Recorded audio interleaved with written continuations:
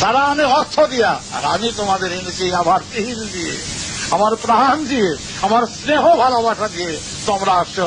জানি আমার জন্য তোমরা মরতে পারো, আর জানি তোমাদের জন্য আমি মরতে পারি। এই মধুর সম্পর্কের সাথে তোমাদের জড়িত।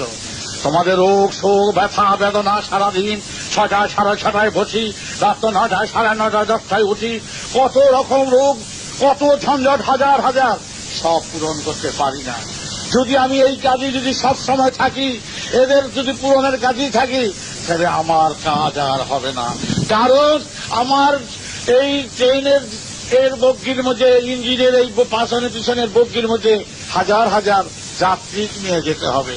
ট্রেন যদি লাইন ছেড়ে চলে যায়, তাহলে তো বুঝো ট্রেনও গেল, ইঞ্জিনও গেল, সাথে সাথে বগিগুলিও শেষ।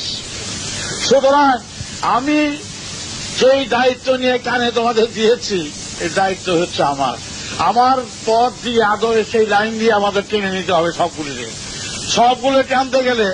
তোমার ছেলে গেল, স্বামী গেল, পুত্র গেল, আমার তো ভাই সেদিন চলে গেল 2 বছরের 12 বছরের বড়। ইচ্ছা করে বাঁচানো যেত না? সুতরাং আমার ভাই যদি বাঁচাতে যায়, তাহলে তোমার ছেলেকে বাঁচাতে আমার আপত্তি গেছে, বাবাকে বাঁচাতে আপত্তি নেই। আমার এত উপযুক্ত ভাই চলে গেল সেদিন, আমার বড় ছিল। সুতরাং মনে রেখো, আমার বৃদ্ধা আমার হয়ে গেছে। কথাটা চিন্তা করে দেখো, ইচ্ছা করলেই বাঁচা যেত, চেষ্টা করলে। চেষ্টা তো যারা ডাক্তার হিসাবে যা করেছে, কিন্তু কথা হলো যেখানে মৃত্যু আছে ঘুরবেই। যার জন্য তোমাদের সাথে আমি তোমাদের করি না বলে সবসময় আদেশ দেই, উপদেশ দেই, নির্দেশ দেই, নানা রকম ভাবে ভালো করার চেষ্টা করি। তাও যদি পরে ভালো না হয়, বাবা ভালো করে দিল না, বাবা এত করলাম, তাতে তুমি কেন করলাম না? আর যদি তুমি একজন এইরকম, আমার যদি 50 লক্ষকে যদি আমার এই রোজ হাজার হাজার যদি করতে হয়, তাহলে আমার লাইন ছেড়া দিয়া ট্রেন যদি এখন বিটি দৌড়তে শুরু করে, তাহলে তো বোঝাই ট্রেনের কি অবস্থা, দুর্দশা। আমিও ডুবলাম, তোমরা ডুবলাম। তারপরে কি হবে? তোমরাই একদিন বলবা, বাবা আমাকে কথায় তুমি নাচছিলে কেন?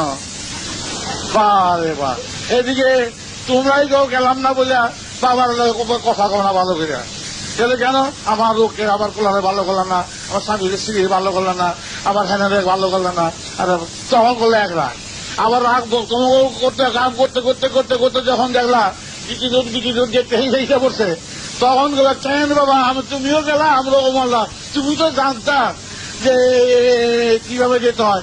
জানতাম, তখন লিখে পারিনি। সুতরাং তাহলে কি করা উচিত তোমরাই বলো। এই অল্প আয়ু সময়, প্রায় বাচ্চা বয়স থেকে তোমাদের কাছে আসছি, শিশু বয়স থেকে আমি এই পথে আছি। আমি গুরু সাজবার জন্য তো আসি নাই, আমি শিশু বয়স থেকে জন্মগত ঠাকুর, সেই জন্যই বলে 5-7 বছরের ঠাকুর কতজন আছে তোমরা চিন্তা করে দেখো। নিজের কথা বলছি, তো অহংকারের নয়। তাহলে এই 5-7 বছর বয়স থেকে ঠাকুর স্কুলের মাস্টার, হেডমাস্টার থেকে আরম্ভ করে স্কুলের হেডমাস্টার ছাত্রের কাছে দীক্ষা নেয়, এটা লেখলো মানে শূন্য দিব, কিন্তু আসে তো, নিয়ে এসেছে, দেখেছে অনেকে। সুতরাং এইভাবে জীবন যাত্রা করছি, আর তোমাদের এইসব গাদা ভোটের মতন সব পিছনের বুকের মধ্যে সব বইয়ে তালাচালি আটকাচ্ছি। সেইখানে যদি আমি বেলাইতে চলি, তাহলে কাজ হবে না। আমি গুড়ি করে পয়সা নেব না, তোমরা সাথে জোর করে দাও, আমি তোমাদের চেয়ে দিলাম, এটা তোমার আমার বাপ বেটার সম্পর্ক। কিন্তু আমি পূজার নাম দিয়া, যজ্ঞের নাম দিয়া আমি তোমাদের টাকা কোনো গ্রহণ করবো না, একেবারেই না। অনেকে ছাত্রগুলি আমার কাছে আছে, বাবা আমাকে একটু জল ভরে দাও, তাহলে এই বাবার কাছে আইলে তো খালি হাতে আসতে হবে, পয়সা নিয়ে আসলে চলবো না। খালি হাতে আছে, বেদ মন্ত্র পাঠ করে জল ছিটিয়ে দিলাম, বাচ্চা গিয়ে।